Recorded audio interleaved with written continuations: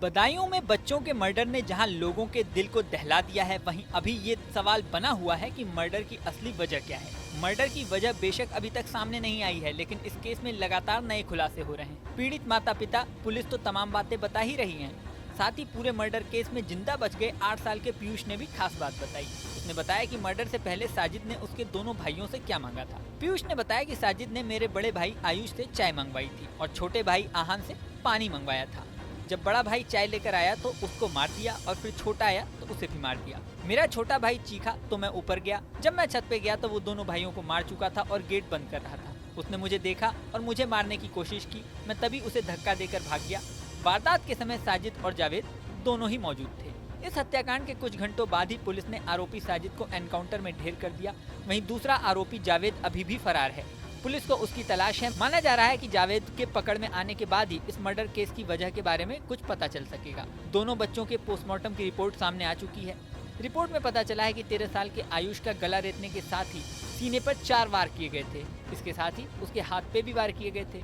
इसके अलावा 6 साल के आहान की पोस्टमार्टम रिपोर्ट में उसके गले पर भी चाकू से वार की बात कंफर्म हुई है। पोस्टमार्टम के बाद बुधवार को दोनों बच्चों के शव जैसे ही घर पहुंचे तो चित्कार मच गई। मां संगीता बेसुध होकर जमीन पर गिर गई।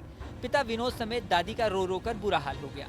पुलिस के जवानों ने परिजनों को ढांढस बताया। मीडिया रिपोर्ट में बताया जा रहा है कि बच्चों के शव आने पर सिर्फ घर वाले ही नहीं, पूरा मोहल्ला गमगीन हो गया। मंगलवार शाम को भी बच्चों की हत्या की बात पता चलने पर पूरे मोहल्ले में आक्रोश फैल गया था। यही नहीं, शहर के कई लोगों ने गुस्से में तोड़फोड़ और आगजनी शुरू कर दी थी। कुछ ही घंटों बाद साजिद के एनकाउंटर की बात पता चली तो लोगों का गुस्सा कुछ कम हुआ। अभी भी मोहल्ले के लोग जल्द से जल्द इस केस में न्याय की मांग कर रहे हैं। सुनिए इस बारे में पुलिस का क्या कहना है।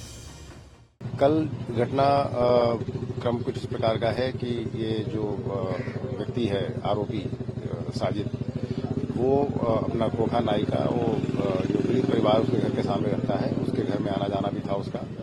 और कल शाम को 7:30 बजे ऐसा बताया गया है कि वो सीढ़ियों से घर में आया और ऊपर छत पे सीधा चला गया। जाकर के वहां उसने जो दोनों बच्चे खेल रहे थे उन पर आक्रमण किया और दोनों बच्चों की हत्या कर दी। और वहां से फिर नीचे निकल के आया और जब वो जाने लगा तो भीड़ ने उसको पकड़ने की कोशिश की, लेकिन भीड़ से निकल के वो भाग गया।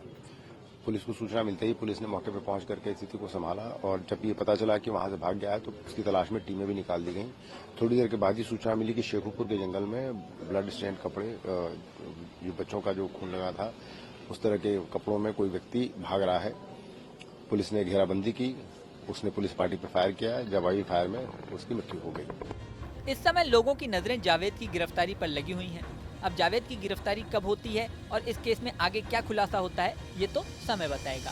इस वीडियो में फिलहाल इतना ही, लेकिन जाने से पहले सबसे जरूरी बात, हमारे चैनल न्यूज नेशन को अगर आपने सब्सक्राइब नहीं किया है तो सब्सक्राइब कर दें। इसी के साथ स्क्रीन पर दिख रहा बेल आइकन प्रेस कर दें, जिससे हमारे नए नए वीडियोस की नोटिफिकेशन आपको मिलती रहे। बने रहें न्यूज नेशन के डिजिटल प्लेटफॉर्म पर।